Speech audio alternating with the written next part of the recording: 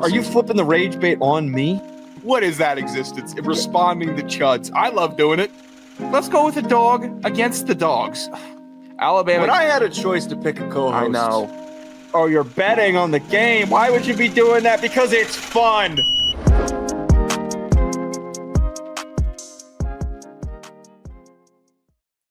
Welcome back to Geek'd Bets. DeLeone and Sean Anderson here to talk latest NFL headlines. We're also going to dig into our favorite plays for college basketball and the NBA for the middle of the week. If you're wondering, oh, we're going live early this week, it's because my dumbass has to drive all the way to Indianapolis because of this godforsaken snow that showed up out of nowhere. So we will not be live tomorrow. We will be live or at least publishing on Thursday. So stay tuned for that. So we get you our weekend plays. Plenty to discuss, Sean. NFL Combine being this week means there's going to be a lot of hot headlines that pop up. Holy crap, I can't talk today. I want to start us off, though, before we get into some of the headlines that have arisen on Monday and set the table for coaches that are on the hot seat the most for the upcoming NFL season. They're going to need to handle the draft well. They're going to need to handle free agency well. But most importantly, these coaches are going to be under the gun. I'll throw to you first here.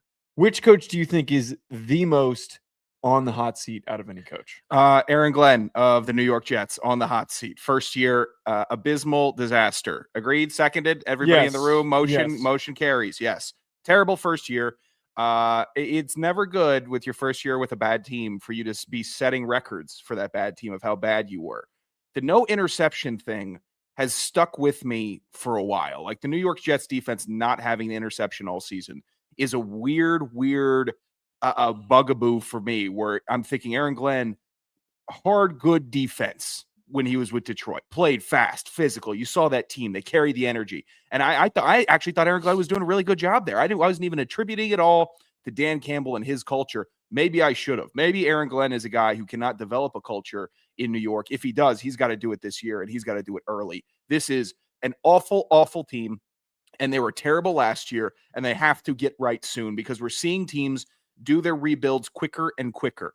They click on a coach, they click on a coordinator, they click on a quarterback. You get two of those three, and you are officially rebuilt. And the Jets have not done any of that. And in a shortened time frame with less and less patience year to year in the NFL, Aaron Glenn, it's this year or nothing because the Jets cannot continue to be so bad for this long. I think the one thing that's the most troubling for the Jets and for Aaron Glenn's future is that this offseason does not really present many opportunities for them to find a quarterback.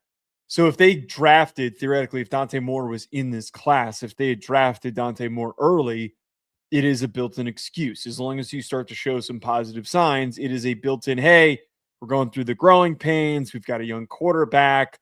You win 3 or 4 more games. The defense gets a little bit better. Some of the draft picks from the trades end up looking pretty good. That is a built-in buffer for growth.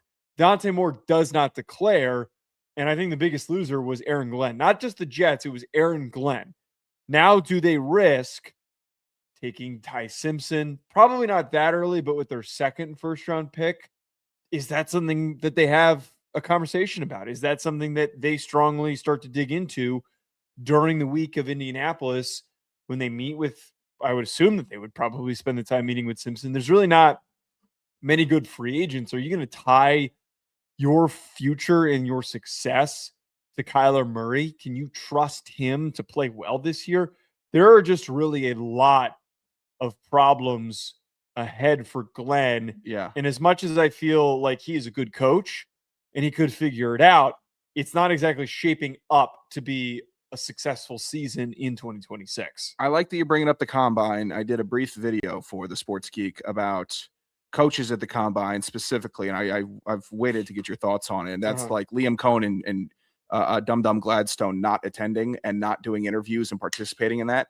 That rubs me the wrong way. That is kind of odd. I want my coaches there doing interviews, and their whole thing is like, we don't want our basis and analysis of a player being swayed by interviews and like 15 to 20 minute meetings. I feel like it kind of should. I feel like that should kind of weigh in to if the guy is playing for you. I did not like that. I'm not hearing anything of Aaron Glenn not going to the Combine. Good for him. But would you be weirded out if a coach of your team wasn't there? A little bit. I don't know how normal that is. So I do kind of come away thinking that does seem super odd, especially in a not a make or break year for the Jags, but like a huge year for the Jaguars to go from plucky, young, improving team to consistent contender. The one thing to their defense, a lot of those interviews that you do, you're mostly going to be interviewing guys you consider taking in the first round early. They don't have a first round pick. Yeah. So that's like the one. They don't have a very many draft picks this year. So that's the one defense of that decision. It overall does kind of make me feel a little bit odd. I would think at least somebody, a general manager, would be there.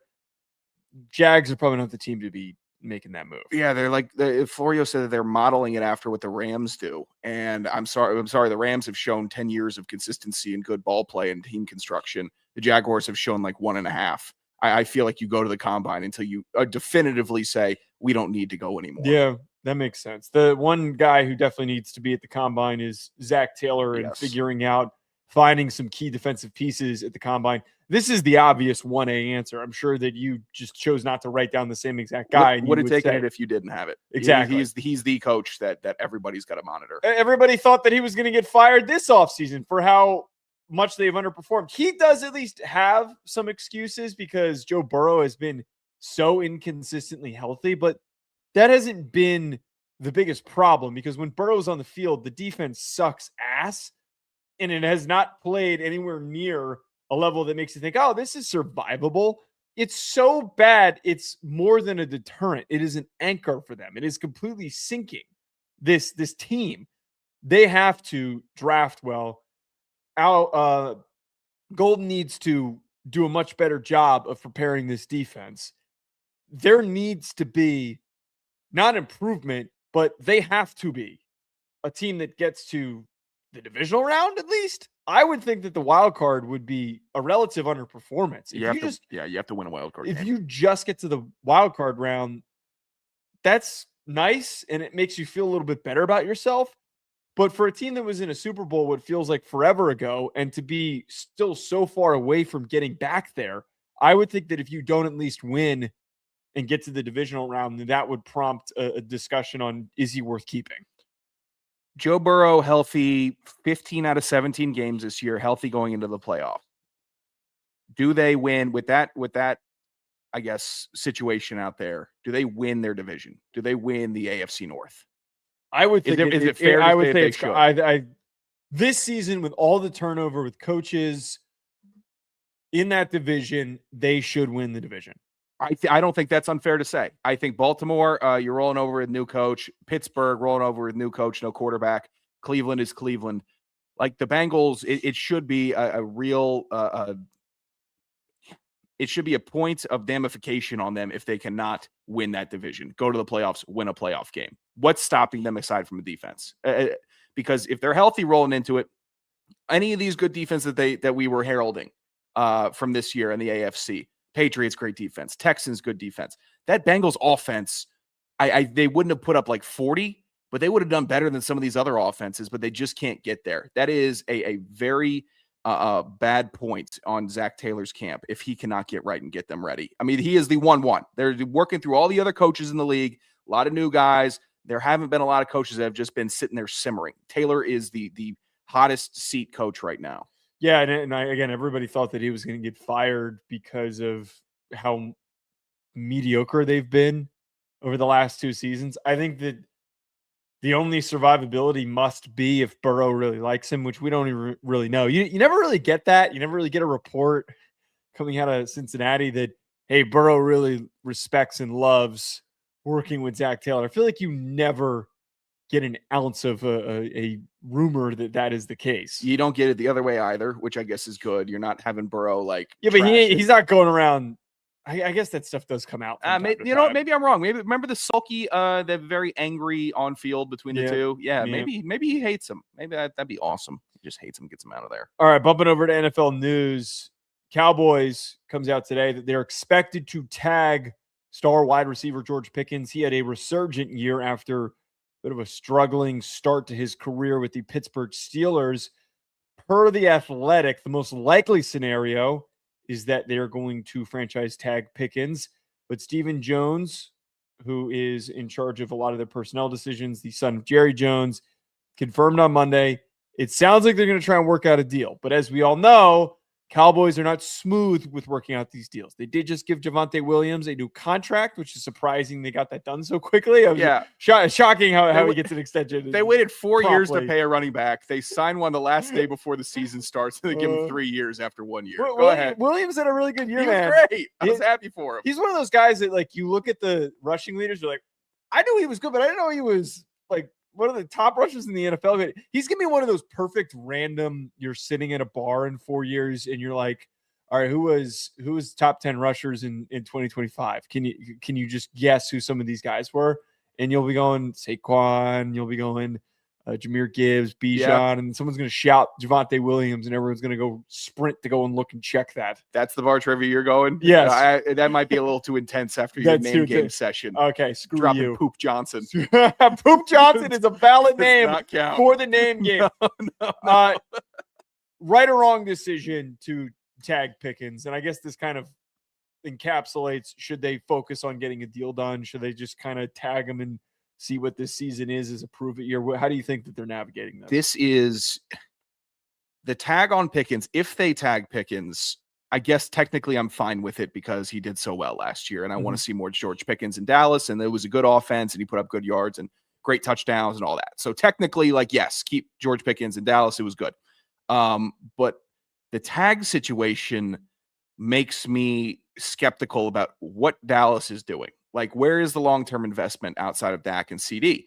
Do you have long-term investment in Dak and CD after this past year? What's the situation with the coach if we're not buying in on our true talent? Like, does this mean that Schottenheimer's got a slightly warm seat? Does this mean that we're looking at another possible Cowboys rebuild? Is Dak on a little bit of on a warm seat if they can't get to the playoffs, win playoff games, go to a Super Bowl, do all the things that the Cowboys are supposed to do? I'd imagine no to that. I would think so too, but I'm not seeing a lot of across the board investment from Dallas. It seems like cheap play, or massive Mega Millions play that they give to two guys. So I just am so dubious of what Dallas is cooking.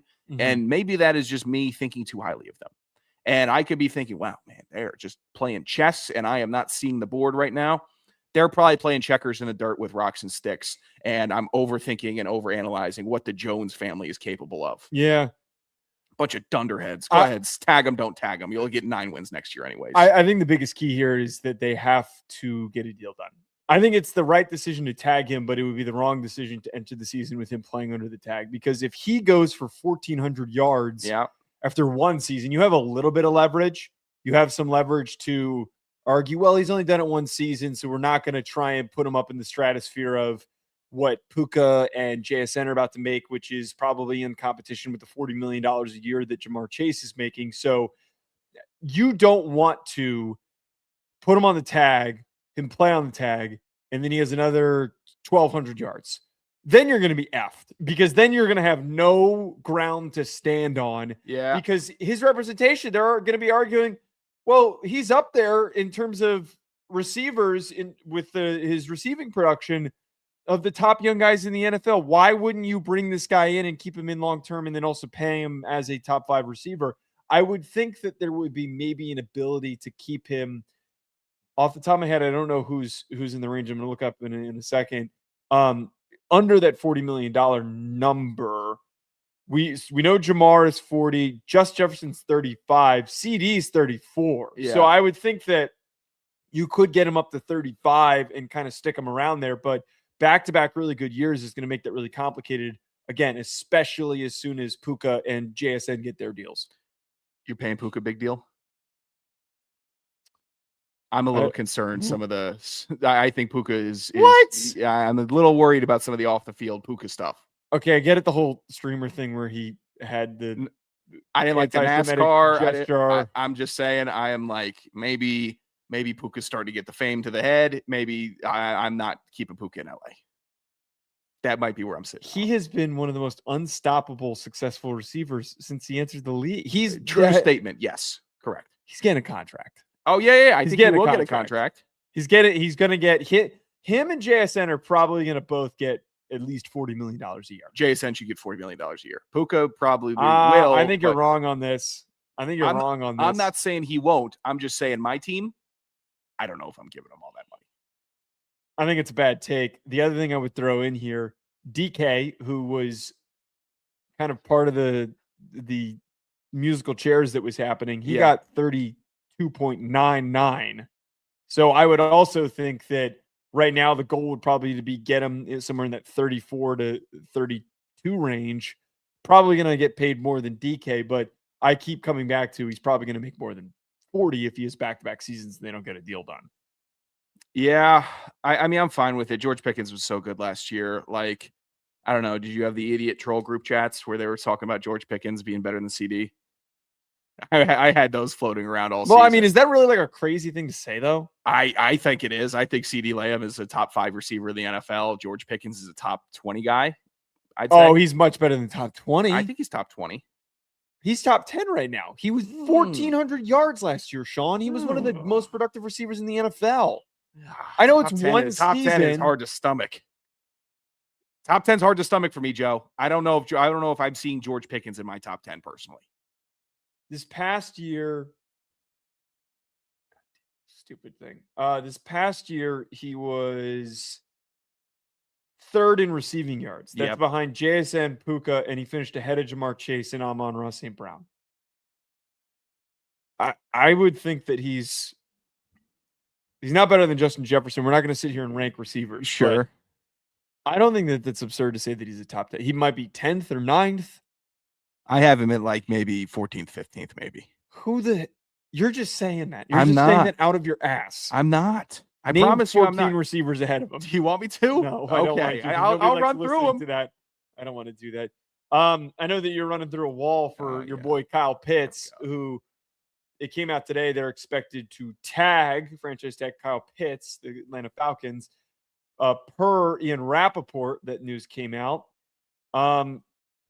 Do you think that this is the right move to tag the one man who has been consistently coined as a player that has always just been like almost there? He's going to break out. It's going to be his year. He's eventually going to break out. He still hasn't done it yet. Mm-hmm. He still's consistently fallen short of breaking out and becoming one of the most prolific weapons in the entire NFL. Do you think that this is the right decision to let him come back? Or should they just go let him test free agency? No, bring him back. You bring him back. That's the decision you make. You keep Kyle Pitts on your football team. He's better to have on your football team than your team is without him. So it is the right decision, but you pay him the contract now. You don't do the tag nonsense. You take a risk. You take a swing. That's what Atlanta needs to do. You're spot on, and all these Kyle Pitts quote unquote truthers see like 88 catches and just under 1,000 yards last year. Great. Good numbers, 5 touchdowns, most he's had in a season in his career. Great. Yeah. All of that came when it didn't matter. Like it truly, all of those numbers came when Atlanta was eliminated and everyone was like, how are the Falcons so good when they have nothing to play for? It's just how they operate. So technically he had a really good year, but at the same time, it didn't matter. So what do I weigh that as? I'm sure they're seeing that as franchise tag. Let's give him another. So the mental gymnastics that we're doing to not give Kyle Pitts a 4-year, $50 million, $60 million deal is a little absurd, but I'm not going to crush them because they're moving pieces. They got a new coach, they got a new GM, new president. And I think, if Matt Ryan's saying, hey, let's give him, $60 million, they're going to give him $60 million. But I remember, Joe, I don't know if I don't know why we talked about this, but when I was at the Super Bowl, I talked to my Browns source and also a bit of a tight end source. And I was told that to have, would you say who? Do I know who this is? I don't believe you do. And I'm protecting my source in this matter. But said source was telling me that Stefanski is going to have a very good time working with Kyle Pitts and that the offense in Kyle Pitts will not be an Arthur Smith Kyle Pitts offense. It will be a tight end friendly system with his fair, equitable usage and seeing good dividends when it matters. So that hyped me up for the season. I was not objective. I was obviously. Are you going to tell me afterwards? Yeah, I'll tell you. I'll tell you what it is after. Yeah, but I talked to my source, and that has me on the train of keep Kyle Pitts. I need to see a year with Stefanski, regardless. Like I will tag him, overpay him right now, just so I could see this year. I need to see it. I can't miss the movie. I got to be at the premiere here. So right or wrong decision, it's the right decision. Even if like, if he has a really good year, you end up paying him so much more money, or he has a terrible year and you just pay a bunch of money and then he goes. I think at the end of the day, however you chop it up, bringing him back this upcoming year is, it's paramount. You're trying to hit your stride year 3 of Penix, first year Kevin Stefanski. You're trying to get to the playoffs, which is alluded to since Matt Ryan was there. Mm-hmm. You have to have premier athletes like Kyle Pitts in the building. Someone is going to pay him a lot of money. And this isn't a circumstance where it's all projection, no production. He's had good years, good numbers. The timing has been bad. If he could have been more effectively used under Raheem Morris and Arthur Smith, his numbers would have been much better. He has not been utilized the way that he should have been. He is not an inline tight end. He should be used as correct a premier athlete. Give him the ball in space, maybe even give him the ball on the boundary if you can. Try and target him on the boundary. Let him line up out wide. It was what he did when he was at Florida, and he was super successful at it. At the end of the day, I think Stefanski is going to be much more creative in getting him the ball. Harold Fannin and David Njoku's production when Stefanski was calling the plays makes me feel optimistic that they're going to get a lot out of Kyle Pitts. Yeah.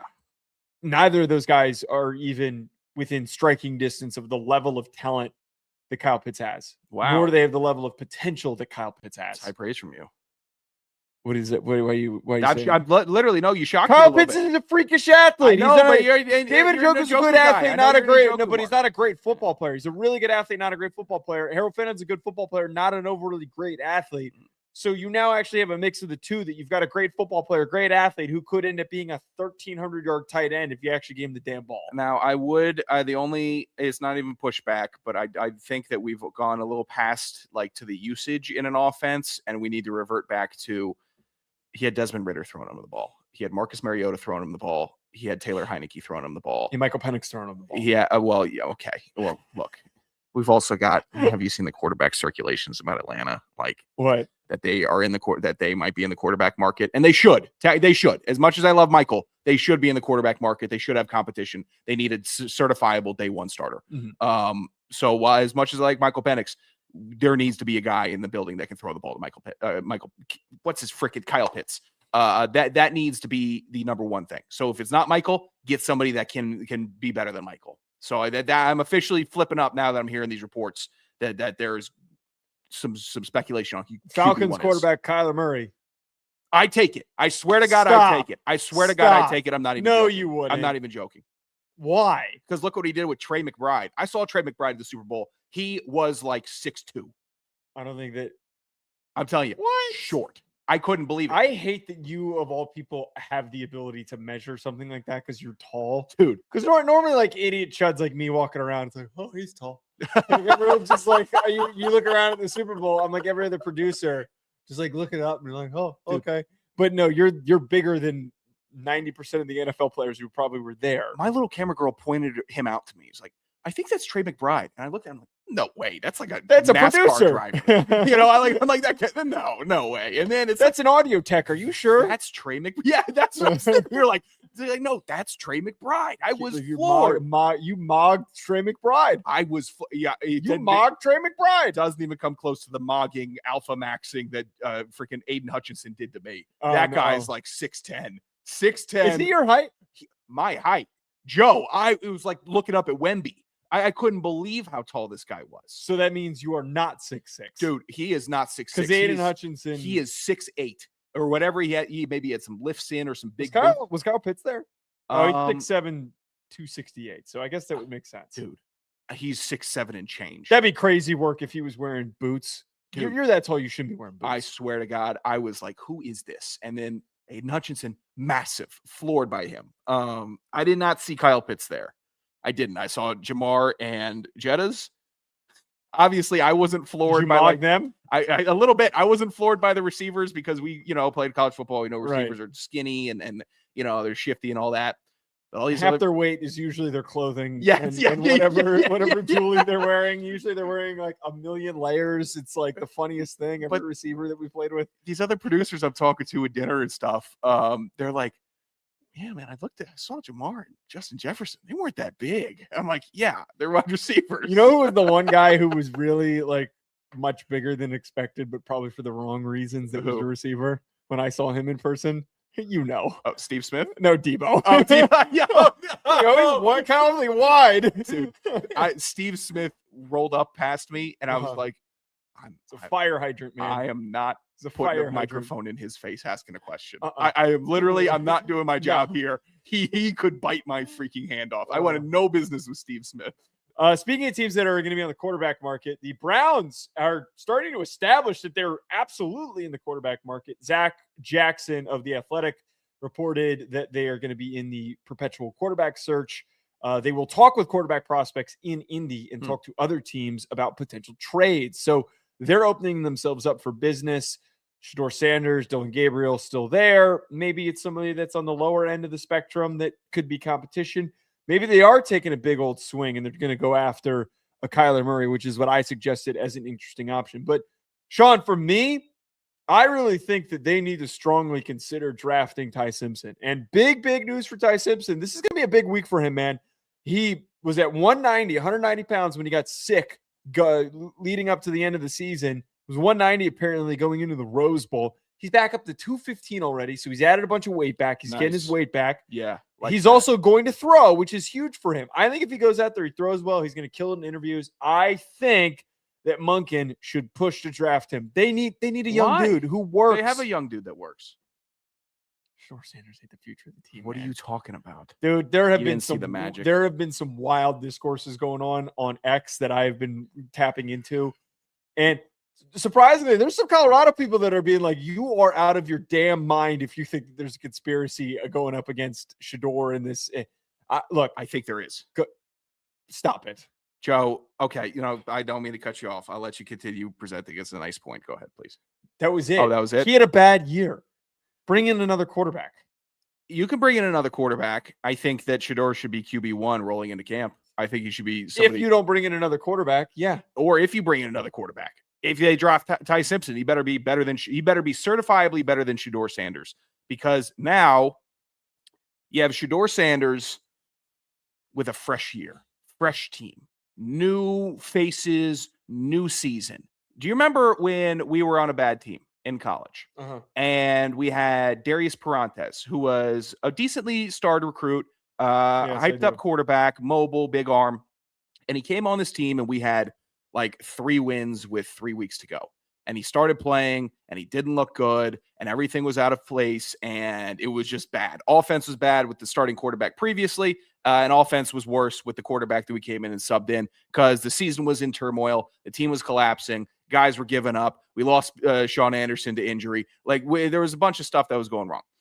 And then Darius transferred and he did pretty damn well. He's not playing in the NFL now by any means, but that season, our tragic season at Rhode Island, senior year, reminded me of this year with Cleveland and Shedeur. Where is he supposed to put a tourniquet on this entire team with his performances as a 5th round?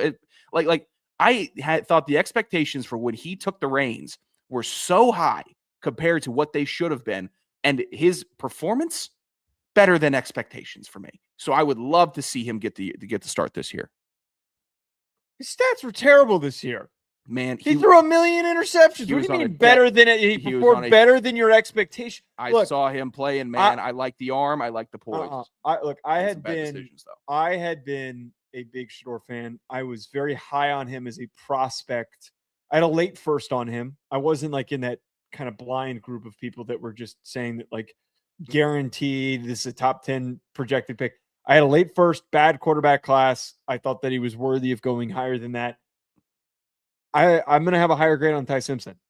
I think that Ty Simpson showed a lot more for me this past year at Alabama with a lot more turmoil happening around him. I think that you can get a lot more out of Ty Simpson. I think that you have one season to see what Shedeur could do and how he would handle himself. And I thought he was fine. You know what he proved to me? He could be a really good backup quarterback. No, he's a fringe guy. He's a fringe guy right now, man. Look, he could totally become a Jacoby Brissett, Mac Jones, trying to think some of these other guys that spot starters that could do solid. Like those guys is exactly what he could be. If Shedeur Sanders, when he's 30 or like 28, we spot him on another team and he's a backup, starter goes down, he steps in and suddenly does really well, just like Jacoby just did, just like Mac Jones just did, wouldn't shock me to the slightest. And he gets a really big contract or like a solid free agent deal to then start somewhere. That's his path. He got 1 year to start. The sample size of performance does not justify him coming in as QB1. I thought it was too small of a sample size personally. And I'm not going to run down Ty Simpson, even though I am Team Shedeur here. You're not going to see me running down Ty Simpson because I liked what he did this season in college football. I thought he was very good. But he better beat Shedeur. Like he better certifiably beat him out in camp, or else I need a full season of Shedeur Sanders to see truly if he could be a young starter in this league. Because if not, your plan still holds. I could see that path for Shedeur Sanders where it just keeps on developing, and then it hits.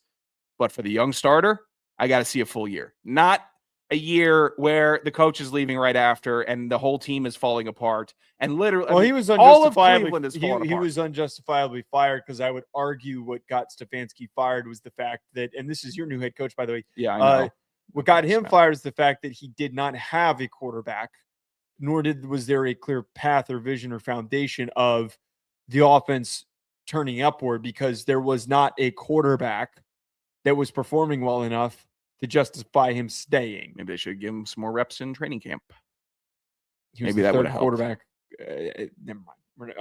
On the hierarchy of having been picked after Dylan Gabriel and being behind Kenny Pickett and Joe Flacco, he was not going to get very many reps in camp. You say those names right now, and I want to vomit thinking of them starting over. Well, two veterans and a guy who was drafted ahead of him. Yeah, that's still almost unacceptable to me after seeing their performance this past year. Gabriel is tragic. You put into the rundown here that the NFL is going to be aggressive about not allowing something that has been a problem in college football. I was reading up on this. There's news of college football trying to limit the targeting rule, and it was also attached to it that they're apparently going to start penalizing teams more for short shorts. Yeah. If you watch college football, there are a lot of dudes who wear their pants. They cut off the knee pads. They do not wear them past their knees, and it looks a little goofy. I don't blame them because it's kind of annoying wearing knee pads and it's uncomfortable unless you got big old knee braces on. It's just there's no real purpose. Those knee pads are not protecting your knees. They don't. Those little piece of foam do not protect your knees. Bruise protection. Per Judy Batista of NFL Media, the competition committee talked about uniforms on Sunday, and they discussed the fact that college football cutoffs will not be coming to the NFL. Your thoughts on this, because you wanted to discuss this. Yeah, it's a gross trend, and I get it. It's like angsty rebellion. I'm told to wear the football pads over my knees. I'm not going to do it. I want to look swaggy. I want to look like I'm playing shorts, playing football. Look how tough I am. I don't need the pads. That's not really what anyone's doing, though. I think they don't want their knees to be restricted. It's exactly what they're doing. It's Joe. If you don't think it's strictly for aesthetics, for any player that isn't a specialist, and specialists are to blame for pulling it up over their knees. Do you think specialists are doing it for aesthetics? No. Specialists are doing it for the kicking motion and the range of motion. Yes. But it's still the specialist's fault because don't point at me. It's the specialist's fault. Do not point at me. And that became an aesthetic choice for all the other players. And that's saying, oh man, wow, the specialists look different. I want to look different. I want to pull the knees up and have my nice quads show it and everyone sees them.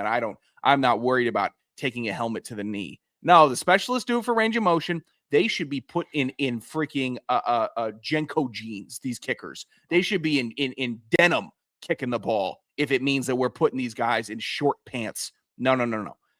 Additionally, I'm glad it's not coming to the NFL. It shouldn't come to the NFL. It's a man's sport. They look like a bunch of middle schoolers playing on the playground in these little cutoff pants. All right? So I'm happy about it. I wish that the specialists were just eradicated. This is okay. All right. You just wish you had good quads that you could have done this. You also had to wear the big clunky knee braces when you played. I don't think that this is an issue. I think that this is just old man yells at sky problem. I also think that you can go screw because specialists are prioritizing wanting to be able to move effectively and fluidly. All things that you're just complaining about to complain. I'm glad that you're already starting to do this. I'm starting to track now. You're starting to do this. You're starting to set the table that, hopefully you and I are still doing a show when we're in our 50s, that you're going to be the whiny guy who's just going to be complaining about some other random bullshit. They're going to be wearing like full foam casings on their heads, and you're going to be complaining about I will that. be. I certainly will be. I swear. You know what? Actually, that's probably a fair You complaint. clocked me. That's I set the table for that. That's a fair comparison. Actually, if they did get crazier with the head pillows, that would be fine with me. But you're going to find some dumb shit that is going to be totally normal and not a problem, and you're going to be complaining about it. You're going to find a new thing every single year to complain about. You're turning into a big, angry old man at the age of soon to be 28. What kind of thing is I'm a youth? I'm a youth. No. You guys started wearing soccer cleats. Sure. I didn't wear soccer cleats. I never went to college. I just think that you're dumb. Where is that hat? In an OnlyFans video. That's all I can think about. Or the Yankee all brim. Yankee all brim. No. I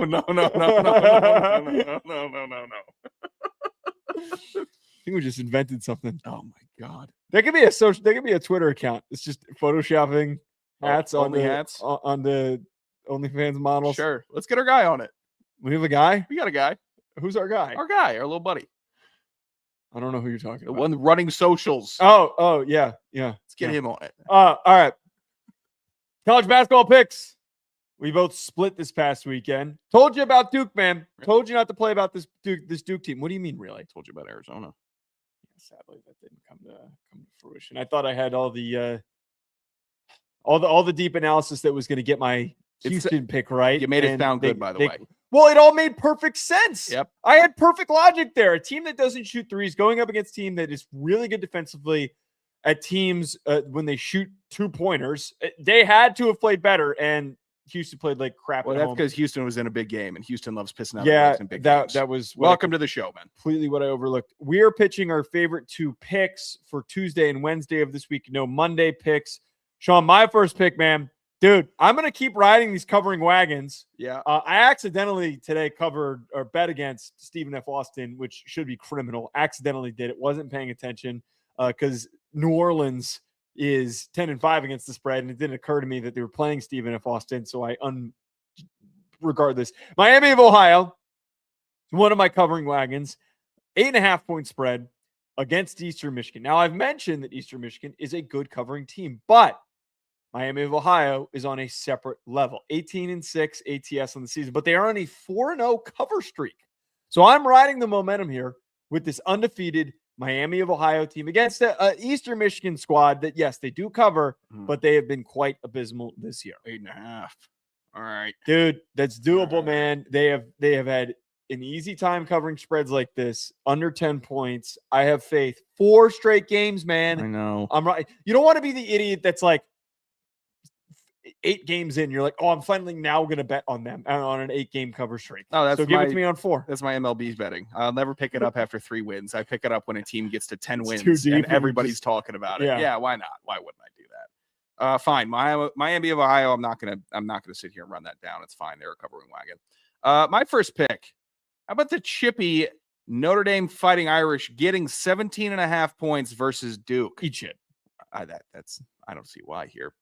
Notre Dame having a great season, 14-13 against the spread. Notre Dame 8-4 against the spread after a win, but they did just lose to Pitt, so that doesn't really count for them. And they are 5-9 against the spread after a loss, so they kind of spiral out after a loss. Basically, it's me just betting on the vibes of one of my favorite teams, one of the more decent programs in college basketball. Plus, it's 18 points. It's 18 points. You're a D1 program. Are you telling me that Notre Dame, the mighty Notre Dame Fighting Irish, are going to lose by 18 points? Yeah, they will, because they suck. Oh. Have you watched Notre Dame this year? I've watched them. Shrewsbury doesn't know what the F he's doing, man. I can't watch this stupid Notre Dame team. This is a terrible pick, because a Duke team facing this Duke team, this is a team that they show up and they get blown out by 30. But they just had a huge emotional dump game against Michigan. That was like a Final Four game that we just watched, and I think they're going to take it easy against Notre Dame. You were counting in on Notre Dame taking it easy on themselves. They suck. Embarrassing to watch this. I was so out on them so quickly. I used to love watching Notre Dame basketball. I used to track them so closely growing up. I was obsessed with them, those Mike Bray teams. When they hired Shrewsbury and he was getting all these 5-star recruits, I was like, man, this is something here.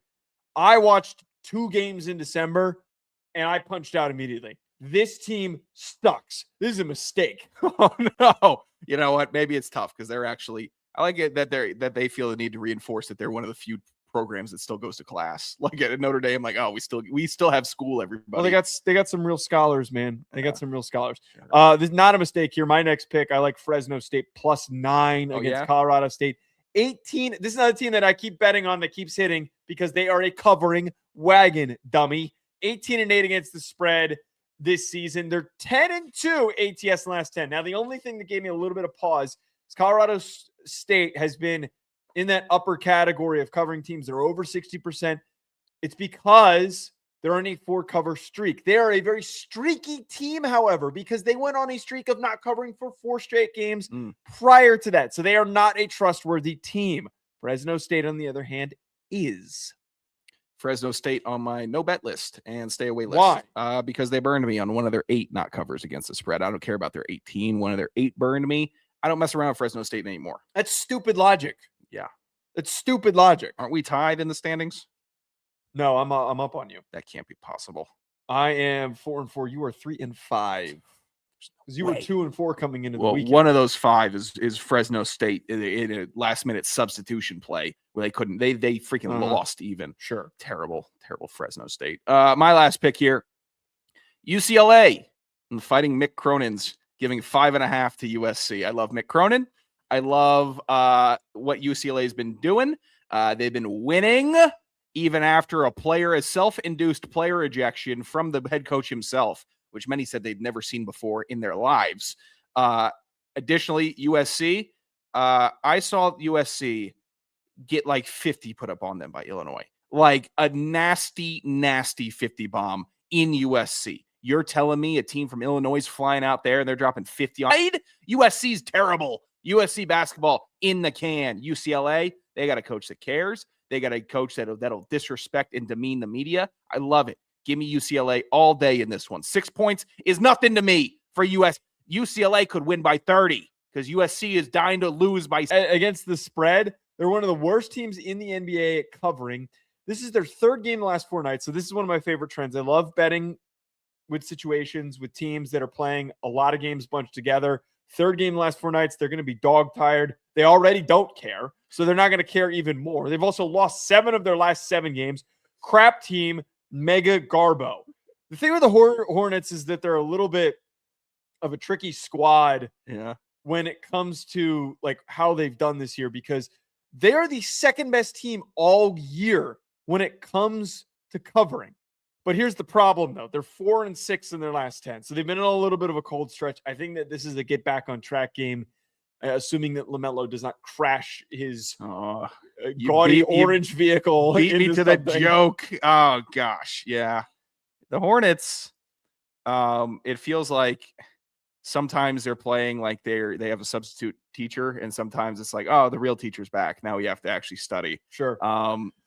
Maybe against the Bulls, they get the real teacher. Bulls are awful. Keep retiring numbers for guys that never won you a championship. Why not? Quick shout to Tony, by the way, who said, "What's up? Watching from North Carolina, first time to the channel." So hopefully you're also betting on the Hornets. Hi, Tony. Thanks for joining us. Here's a winner that I'm going to give you. Miami giving 5.5 to Milwaukee. Miami, 3rd best team against the spread in the NBA. I see Joe's pattern. He's got a couple of teams that are really good against the spread. So I had to snipe one. Bucks are the 10th worst against the spread. Miami's a well-run franchise. Milwaukee is just treading water. They're tragic. They're terrible. Giannis ain't playing. Giannis ain't dunking on people. Miami winning by 6. Keep it simple. Not going deep on it. My only apprehension with this, I actually wrote this down as my pick after you had written it down. I was like, we don't have any established rules where we Please can't don't do that again. I decided not to, because when I was digging into it, neither of these teams have been super consistent lately. And if anything, Milwaukee has actually been surging at the current moment. So I have a little bit of pause because I don't know if Milwaukee has maybe got some momentum, and it's a 5.5 point spread. So they could keep this thing close. So I'm a little iffy. I am officially not worried about it. All right. Well, okay. Well, you should be worried about my next one. Oh, shit. Boston -6.5 against the Suns. Ugh. Boston was a great bet for me last week when I took them against the Warriors. They That game was all slop, by the way. oh my God, that was a rough game to watch. It was one of the, I fell asleep watching it. The first I fell quarter- asleep. I was like, this Warriors team is just not in it. I was watching it at the hotel bar, and I was shoot angry that I was watching it. I was texting my Celtics fans like, hey, you don't have a real team. So stop posting them to your stories. Like I literally, I see, oh, great dub. I said, take this down. I respond, take this down. Yeah, Don't playing be a proud bad of team. this. They've won 4 of their last 5 games against the Suns. They've won 6 of their last 7 games. They're 20-10 against the spread after they've covered, and they're 18-12 against the spread after a win. Not to mention the fact they're one of the best road teams when it comes to covering 21-8. Suns are also victims of the 3 games in the last 4 nights. Devin Booker is expected to be out. And despite the Suns being the best covering team in the NBA, kind of like the Hornets, they're cold right now. They are 4-6 in their last 10.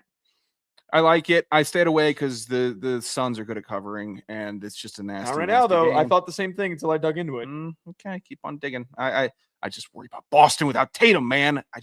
It's tough. It's tough. They haven't had him all year. It's What are you sweaty? talking Yeah, and it's been sweaty all year. Not messing around with the Celtics. It hasn't really been sweaty all year. They're top 5 in teams they cover. You're just saying shit. It's sweaty, man. I'm not betting on stuff that's all sweat. Won't do it. You know what I'll bet on? I'll bet on the Washington Wizards getting 13 and a half points, man, versus the Atlanta Hawks. Wiz kids are heating up, man. Sweeping the Indiana Pacers, the mighty strong Indiana Pacers, and getting by them. So what? You lose to Charlotte. You're going to Atlanta. You took their point guard, and now he's going to drop 40 on him. You think this isn't going to be big for Trae Young? You don't think he's going to be inspired to go out there and not lose by 14 to the Hawks? Of course he is.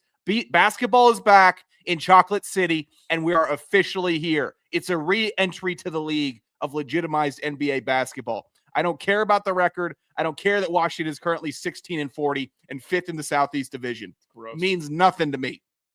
Ball is back in the nation's capital, and we are coming with a vengeance. Come on, Wiz kids. They're going to do it. Don't lose by 14, please, dude. It's just 14 points. Don't lose by 14 points. How hard could that How be? is Atlanta favored by that? I don't know.